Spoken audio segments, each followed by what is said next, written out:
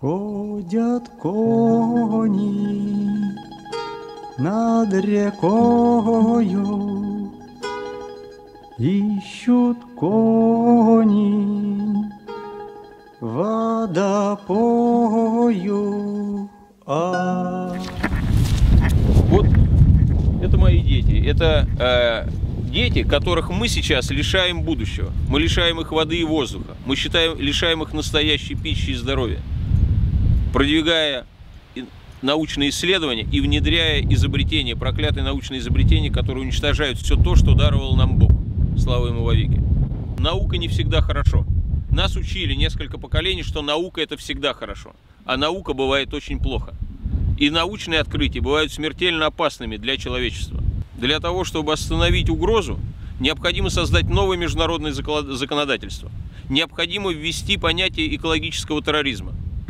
И необходимо создать новое межгосударственное образование, которое будет заставлять народы мира соблюдать это законодательство. То есть рядом или вместо Организации Объединенных Наций необходимо создать Международный экологический трибунал.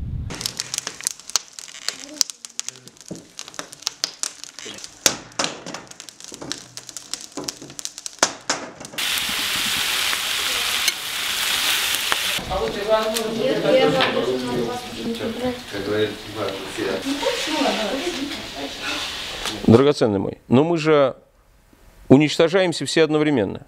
Научный технический прогресс уничтожает мусульман, буддистов, православных, католиков одновременно. Мы все лишаемся воды, мы все лишаемся нормальной пищи, кругом генные модификации, кругом болезней, которых никогда не было, которые не различают людей по вероисповеданию.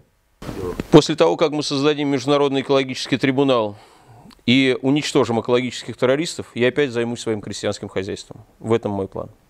И мы с детками будем разводить виноград и делать хорошее вино, а также печь настоящий хлеб и продавать его счастливым людям.